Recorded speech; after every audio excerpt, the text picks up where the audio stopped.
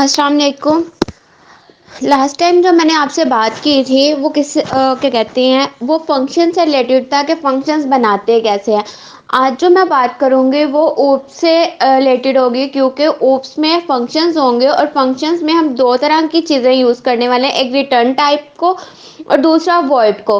अब वॉइड और रिटर्न वाले फंक्शंस किस तरह होते हैं या उनमें क्या डिफरेंस होता है वो देखेंगे। और साथ ही साथ आज मैं बुक से इसके कुछ न्यूमेरिकल क्वेश्चंस करवाऊंगी, प्रैक्टिकल क्वेश्चंस करवाऊंगी, जिनमें मैं स्टेटमेंट्स भी सॉल्व करवाऊंगी और एग्जांपल्स भी करवाऊंगी। चलिए आप स्टार्ट करते हैं। लास्ट टाइम सबसे पहले हम अपना स्ट्रक्चर्स लिख लेते हैं। लास्ट टाइम मैंने आप लोगों को बताया था कि हम फंक्शंस बनाते कैसे हैं और फंक्शंस हमारे लिए क्या काम करते हैं। लेकिन आज क्या करेंगे, हम लोग क्या करने वाले हैं कि आज हम फंक्शंस में टाइप्स देखने वाले हैं कि फंक्शंस के अंदर हम जो दो टाइप के फंक्शंस बनाएंगे, एक होगा वॉइड और एक होगा रिटर्न, वो क्या होगा।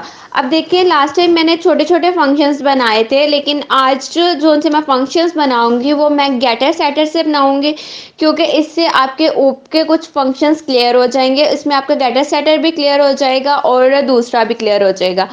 अब बात कर रहे थे हम लोग फंक्शंस के कि फंक्शंस होते क्या। फंक्शंस हमने देखा कि हम अपना एक स्मॉल बॉक्स बनाते थे एंड वहां पर हम उसको डिफरेंट एक नेम देकर हम क्या करते थे कि हम अपना मिनी प्रोग्राम उसके अंदर लिख लेते थे।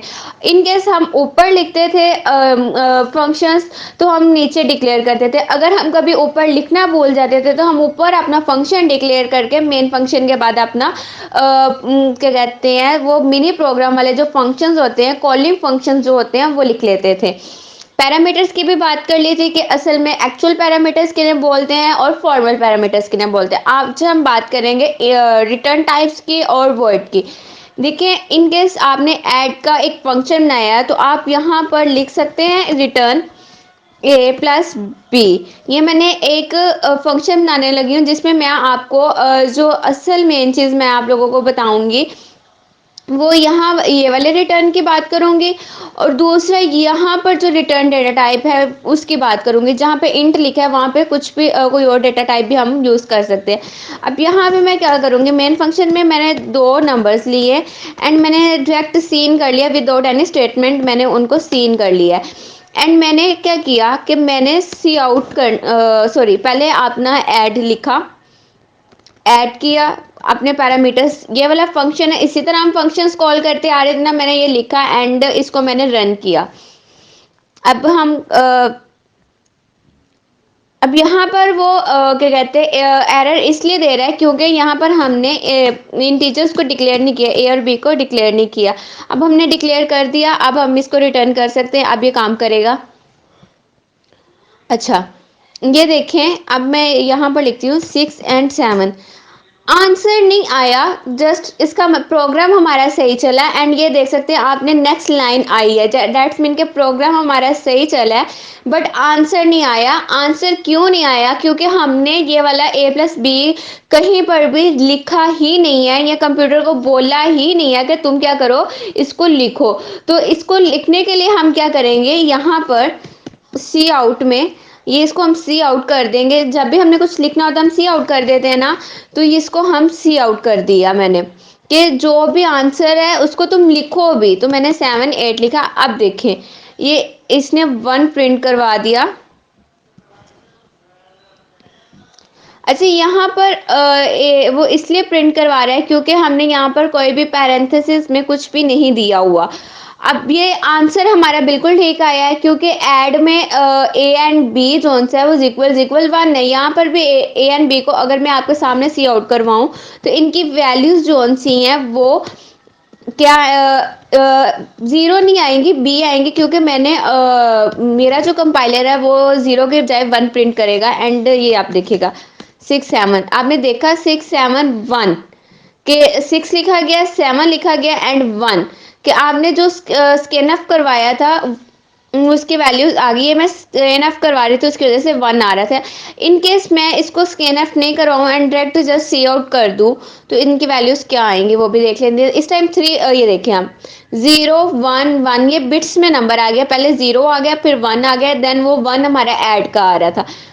अगर मैं यहाँ पर यहाँ पर अपने ये वाले इंटीजर जोन से अपने पैरेंथेसिस के अंदर दे दूं, जो हमारे यहाँ पर पैरेंथेसिस हैं इनके अंदर दे दूं int A and int B. ये मैंने पहले भी बताया था कि जितने भी हमने वेरिएबल्स पैरेंथेसिस में देंगे उनके लिए जितने भी रिटर्न टाइप्स होंगे, ये वाली जो रिटर्न टाइप्स हैं इनको हम क्या कहते हैं, हर बार हर वेरिएबल के साथ लिखेंगे। ओके, अब मैंने क्या करूंगी कि अब मैंने यहाँ पर ले लिया। अब मुझे ये देखिए, आप यहाँ पर देखें कि ऐड के अंदर मेरे पैरेंथेसिस खाली हैं, जबकि यहाँ पर हमने दो पैरेंथेसिस दिया, मैंने ए लिखा एंड देन मैंने बी लिखा। अब मैं इसको कॉल करती हूँ एंड आप ये देखिए साथ ही नीचे वो आ गया था, एक ऑप्शन आ गया था, आप देख सकते हैं। ये देखिए int add int A and int B, मतलब इस ए की वैल्यू इस ए के पास चलेगी एंड इस बी की वैल्यू इसके पास चलेगी। अब मैंने यहाँ पर लिखा 6 एंड 7। अब आंसर मेरे पास आ गया 6 7 13। मैंने एंड लाइन नहीं लगाई, मैं यहाँ पर एक दफ़ा अपनी एंड लाइन लगा लेती हूँ, जिससे हमारा आंसर मज़ीद क्लियर होकर हमारे पास आ जाएगा सी आउट में। अब हमारे पास क्लियर हो जाएगा। अब मैं लिखूंगी 9 एंड 8। पहले 9 सी आउट हुआ, देन 8 सी आउट हुआ, देन इनके सम क्या कहते हैं, इनका सम 17 सी आउट होकर मेरे पास आ गया। रिटर्न करने का मतलब होता है कि ये एक्शन परफॉर्म तो हो रहा है, लेकिन मैंने इस एक्शन को कहीं पर भी लिखवाया नहीं या लिखने के लिए नहीं बोला। तो इनकेस जब तक मैंने लिखवाऊंगी नहीं या फिर मैं लिखने के लिए नहीं बोलूंगी, तब तक ये नहीं लिखेगा। ये एक्शन रिटर्न में ए प्लस बी जोन से है, उसने उनको प्लस तो कर दिया था, लेकिन वो जब तक मैं उसको लिखवाऊंगी नहीं ये लिखेगा नहीं।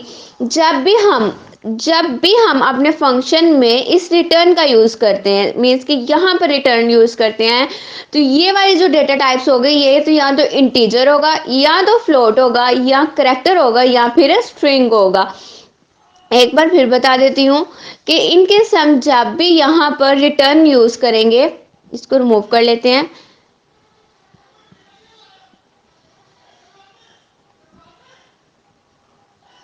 ओके सॉरी, बाय मिस्टेक वो सारा ओपन हो गया। ओके, इसको अब मैं सबसे पहले मैं इसको रिमूव कर लेती हूँ एंड अब मैं क्या करूँगी कि यहाँ पर ये वाले रिटर्न टाइप कौन सी है, ये वाले रिटर्न टाइप जब भी हम यहाँ पर लिखेंगे, यहाँ पर ये वाला जो इंट लिखा हुआ है यहाँ पर या तो फ्लोट लिखा जाएगा। अगर आपके जो आउटपुट है, वर्स कर लेंगे आपने फ्लोट वैल्यू लिया है एंड आपका आउटपुट फ्लोट आपको चाहिए, तो आप यहाँ पर फ्लोट लिखोगे, या तो आप इसमें करैक्टर लिखोगे या फिर आप यहाँ पर स्ट्रिंग लिखोगे, क्योंकि जिस तरह का आपको आउटपुट चाहिए होगा आप वही चीज़ें इसके अंदर लिखेंगे। इंट लिखेंगे, फ्लोट लिखेंगे। अगर आपको ये आउटपुट जो सा फ्लोट में चाहिए तो ये फ्लोट आप यहाँ पर लिखेंगे, अगर करैक्टर में चाहिए तो आप करैक्टर लिखेंगे, अगर आप स्ट्रिंग को रिटर्न कर रहे हैं तो आप स्ट्रिंग यहाँ पर लिखेंगे। ये तो हो गई बात कि हमने किस तरह कर रहे थे। अब हम बात करते हैं वॉइड की। अब आपने देखा कि अब जब भी अभी तक हम जितने भी प्रोग्राम्स करते आ रहे हैं, हमने एक चीज़ नोट की कि हम हर बार दो वेरिएबल्स को स्कैन करते हैं।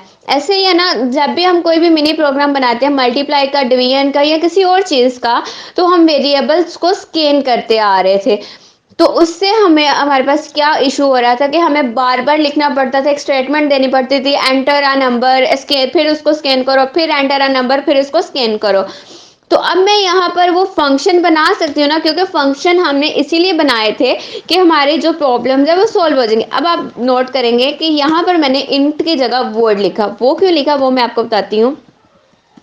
गेट मैंने नेम दिया, आप गेट की जगह इन भी दे सकते हो या फिर इनपुट भी दे सकते हो या फिर इंट वैल्यू भी दे सकते हो, इंट वैल्यू भी आप इसको नेम दे सकते हो। जस्ट अब मैंने इन लिख देती हूँ।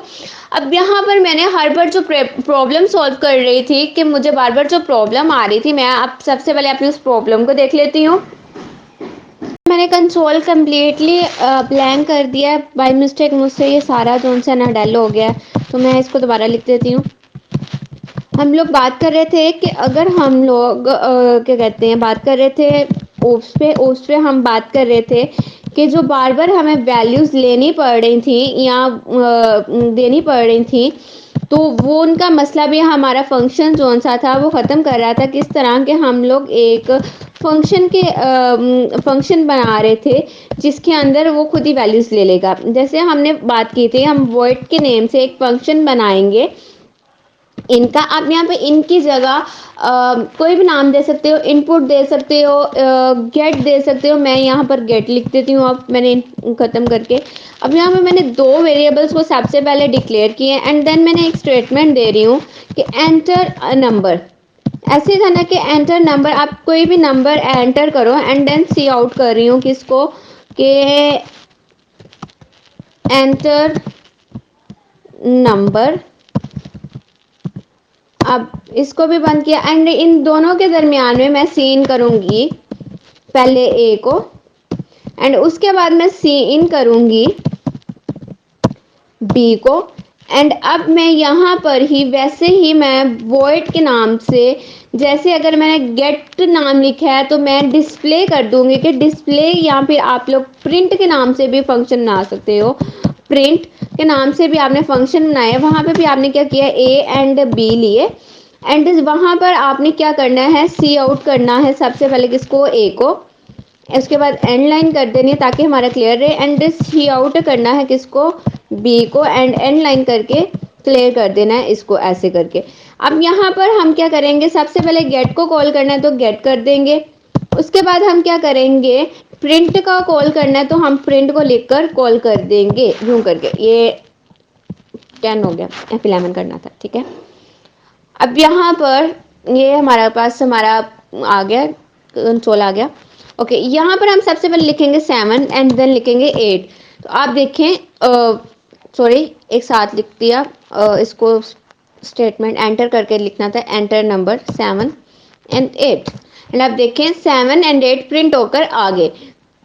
बिल्कुल ऐसे ही आप कुछ फंक्शंस बना सकते हो कि आपने क्या किया, वॉइड किया, वॉइड लिखकर आपने ऐड किया, ऐड के अंदर आपने कोई पैरेंथेसिस पास नहीं किए, सेम आपने इंट ए एंड बी को डिक्लेयर किया एंड सी आउट क्या कर रहे हो आप, ए प्लस बी एंड ये यहाँ पर क्लियर एंड जहाँ पे हमने प्रिंट को किया था उसके बाद मैंने ऐड का फंक्शन कॉल किया एंड हियर इज।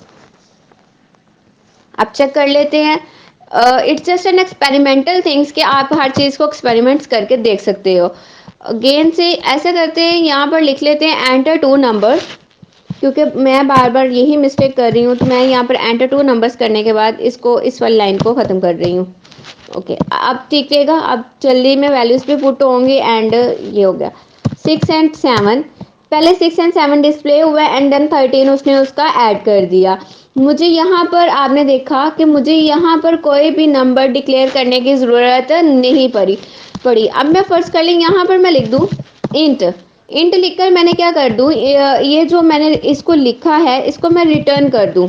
यही बात की थी ना कि इन केस हम जब रिटर्न की बात करेंगे तो यहाँ पर हमें कोई डेटा टाइप देने पड़ेंगे। मैंने रिटर्न कर दिया एंड जब हम यहाँ पर डेटा टाइप करते हैं, रिटर्न कर देते हैं, इनका आउटपुट हमें लिखवाना होता है। तो आउटपुट मैंने लिखवाने के लिए सी आउट कर दिया एंड अब मैं F11 करती हूँ।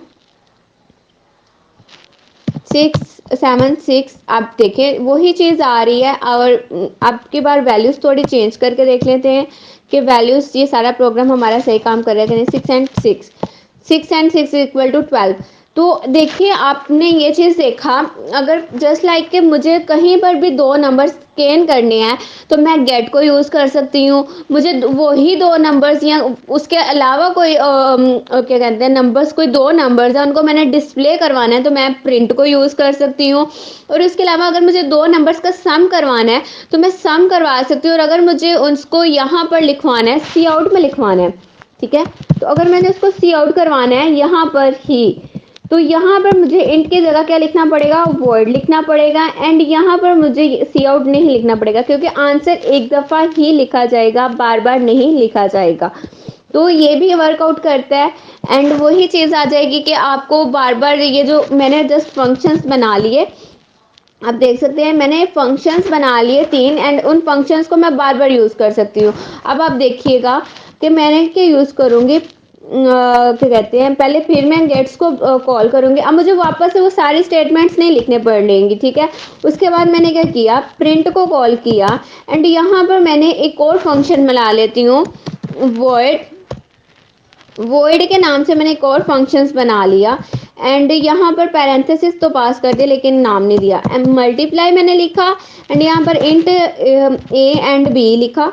उसके बाद मैंने रिटर्न किसको करना है कि ए को मल्टीप्लाई कर दो आप किससे, बी से। एंड अगेन मैंने जाकर वॉइड किया है तो रिटर्न नहीं आएगा, ठीक है? जब आप ये, आपको मैं एक चीज दिखा दूं, आपने वॉइड लिखा, रिटर्न लिखा, अब मैं यहाँ पर सी आउट में क्या लिखूंगी, सी आउट में मैं लिखूंगी, ऐसे ही कर रहे थे ना, मल्टीप्लाई करेंगे उसका नेम लिख के फंक्शन का एंड अब मैं कॉल करूंगी तो आप देखिएगा, देखें यहाँ पर एरर आ गया। एरर क्यों जनरेट हुआ, जहां पे वर्ड लिखा जाएगा वहां पे आप रिटर्न नहीं यूज कर सकते। आप, मैंने स्पेलिंग गलत लिखी है तो हम स्पेलिंग भी ठीक कर लेते, लेकिन आपका फिर भी एरर जनरेट हो रहा होगा, देखा आपने, फिर से एरर जनरेट हुआ कि जहां पर भी आप वर्ड लिखेंगे वहां पे आप रिटर्न यूज नहीं कर सकते। अब यहाँ पर ही अगर मैं सी आउट कर दूं, ठीक है, सी आउट कर दूं और अब मैं इसको कॉल करूं तो अब नीचे वाली लाइन पे एरर आएगा कि आपने तो वो रिजल्ट ऊपर ही लिखवा दे तो आप वापस से क्यों नीचे लिखवा रहे हो। तो अगर मैं इसको अब खत्म करूं, अब मैं इसको कॉल करूं तो मुझे वो जो बार बार लिखने वाला झंझट था, मैंने उसे, मेरी देखिएगा उससे जान कैसे छूटती है। यहाँ पे मैंने लिखा 6 एंड 6, आपने देखा आंसर आ गया 12। अब फिर उसने बोला है एंटर टू नंबर्स, क्योंकि मैंने गेट का फंक्शन अगेन से ऐड डाला था। अब मैं कर देती हूँ 4 एंड 5, मैंने दो नंबर्स लिखे 4 5 और इनका मल्टीप्लाई मेरे पास आ गया 20। ये चीज़ें आपको हेल्प आउट करती हैं आपके थ्रू आउट फंक्शंस में कि आप जब भी अपने फंक्शंस कर बनाएं, वैसे ट्राई किया करें कि एंड लाइन लिख लिया करें, क्योंकि मुझे तो बार बार भूल जाता है, तो आप एंड लाइन लिख लिया करें, उससे आपका फंक्शन ज़्यादा नीट लगता है। आपने देखा कि फंक्शंस किस तरह काम कर रहे हैं और इसने हमें किस तरह हेल्प आउट किया। अभी हमने ये जस्ट खुद से एग्जांपल्स की थी, अब मैं आपको प्रैक्टिकली बुक से एग्जांपल्स करवाऊंगी, उसके लिए बुक्स